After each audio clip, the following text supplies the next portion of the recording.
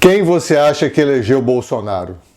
As fake news, a facada ou as redes sociais? Nada, foi a imprensa. Tá me achando doido? Tem um interesse por doido danado. Tô não, vem comigo que eu vou te explicar tintim por tintim.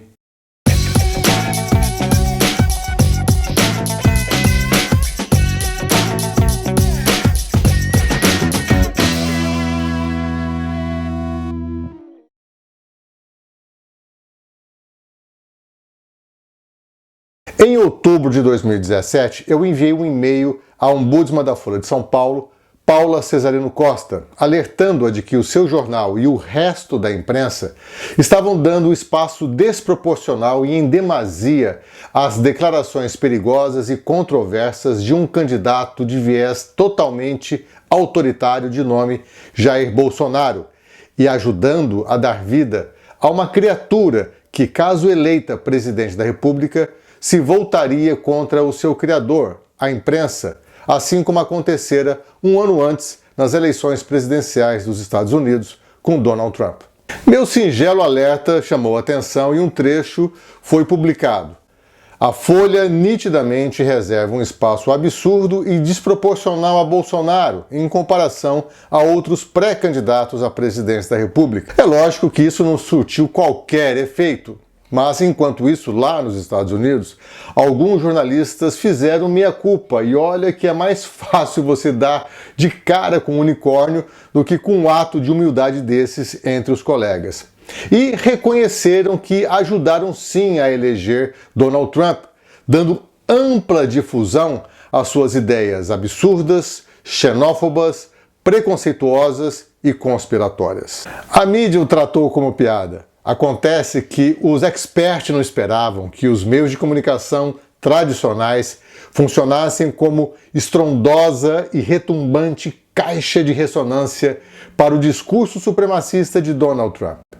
Para surpresa do establishment, as mensagens delinquentes do candidato republicano fizeram ressurgir velhos ressentimentos e encontraram eco entre milhões de outros lunáticos que pensavam como ele, principalmente brancos e pouco escolarizados.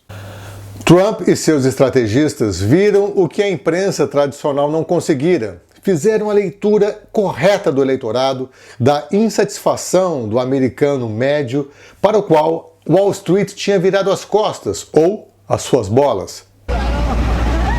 Estávamos mais do que errados. Nós viramos a piada, reconheceram uns desolados analistas. O bobo da corte no final fez a imprensa de tonta e tomou o trono.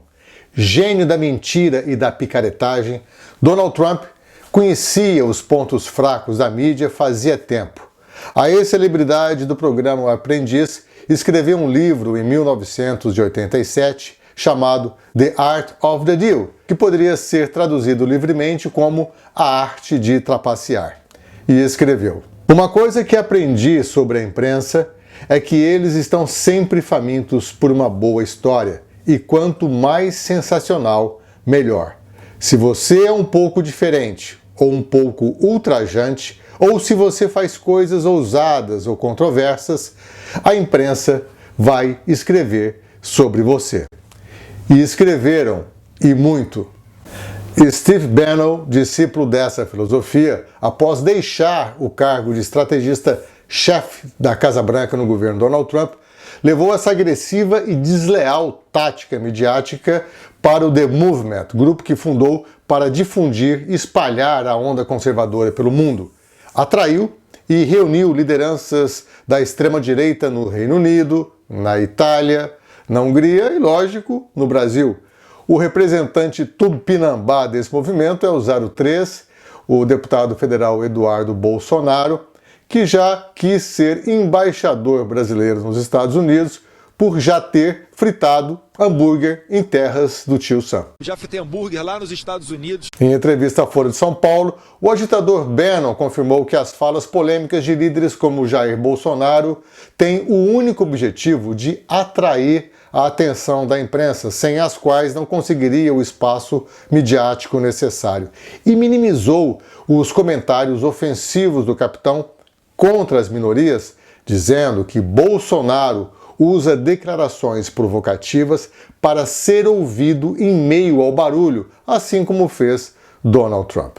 A imprensa, um dos pilares da democracia, eu não consigo parar de rir quando eu falo essa frase, eu prefiro dizer um dos pilares do establishment, pagou para ver.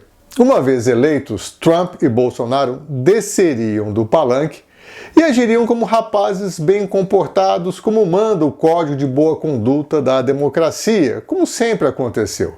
Em último caso, a Constituição e seus guardiões seriam acionados para enquadrarem os meninos travessos. Hashtag só que não. Trump chegou perto de romper as estruturas democráticas ao insuflar uma insurreição na tentativa de um golpe. Não teve êxito e, por isso, responde ao seu segundo processo de impeachment, porque as instituições funcionam bem por lá. No Brasil, a história é outra. A democracia é muito frágil e manietada pela elite econômica e por uma cambada de picaretas que domina o parlamento. Como explicar Rodrigo Maia, o queridinho dos colunistas econômicos, não ter desengavetado um pedido sequer de impeachment contra Bolsonaro, apesar do genocídio patrocinado pelo Capitão Cloroquina? Porque o mercado não quis. Não vamos mexer ainda com o miliciano até todas as reformas serem aprovadas. Depois a gente tira o genérico e coloca um nosso de marca. Como explicar à Câmara dos Deputados ter eleito para presidente da casa um parlamentar com uma capivara violenta, gigantesca, ficha suja da pesada, coisa de bandido barra pesada de dar medo? Pois é esse mesmo parlamento que vai votar a reforma administrativa, um projeto neoliberal da elite econômica apoiado pela mídia liberal. Coisa boa não vem, tenha certeza disso, me cobre depois. E eu não preciso ser especialista, não preciso ser sabichão nem vidente para saber que Arthur Lira vai pautar todos os projetos para enfraquecer os órgãos de controle, de fiscalização e de polícia, como Receita Federal, COAF, Ministério Público, Polícia Federal e o Escambau, e deixar o clã Bolsonaro à vontade para solapar a democracia, meter a mão no dinheiro público, queimar a Amazônia e se lambuzar de leite condensado. Que isso, presidente? Que isso, Bolsonaro? É leite condensado, tá ok? Leite condensado. Mas há outro ingrediente nessa receita para explicar por que a mídia abriu seus microfones para as sandices de Trump e Bolsonaro. Porque elas geram polarização. E polarização é muito boa para o quê? Para os negócios. Por quê? Porque ela provoca discussão, zum, debates acalorados e mais apetite por notícias. Por exemplo, a audiência de emissoras como a CNN, MSNBC nos Estados Unidos explodiu. As assinaturas de jornais como o The Washington Post e The New York Times atingiram um pico nas eleições presidenciais de 2016, assim como no Brasil. A imprensa radiofônica, televisiva, impressa e as suas versões online faturou muito com as aspas raivosas do capitão. Eu sou favorável à tortura, tu sabe disso. Já daria golpe no mesmo dia. Desculpa, né? Através do voto, você não vai mudar nada nesse país. Matando, se vai morrer alguns inocentes, tudo bem. Idiotices e mentiras que deveriam apenas nos divertir, nos fazer rir, de tão nonsense que eram. Para nossa tragédia, a maioria dos brasileiros caiu na conversa fiada do psicopata. Por quê?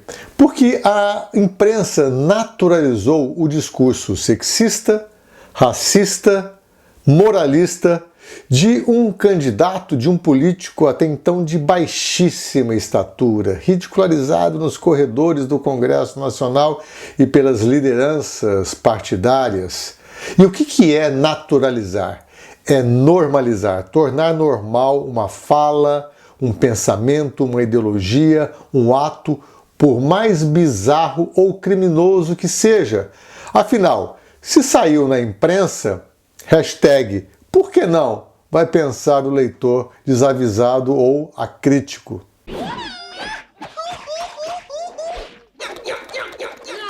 Essa ideologia do ódio, uma vez projetada nacionalmente e circulando à vontade na mídia mainstream, que ainda goza de certo poder e credibilidade para autenticar fraudes como verdades, ganhou asas antes de ser projetada pelas redes sociais com as suas engraçadíssimas, porém trágicas fake news. Esse assunto de fake news vai precisar de uns 2, 3 episódios aqui no canal Imprensa Sem Disfarce. Nesse ambiente tóxico das mídias sociais, a extrema-direita, que não tem pudores, não tem os escrúpulos que geralmente seguram os nossos impulsos primais, usou a sua incrível capacidade, a sua habilidade de explorar o sentimento que mais mobiliza e movimenta o ser humano: o medo e o ódio.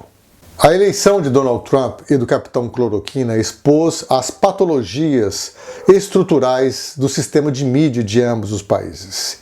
A mercantilização excessiva da indústria da notícia, a proliferação desenfreada, desregulada das fake news nas redes sociais e a crise de confiança no jornalismo hegemônico. São ingredientes que, quando combinados, produzem uma reação química explosiva que põe em risco a sociedade democrática.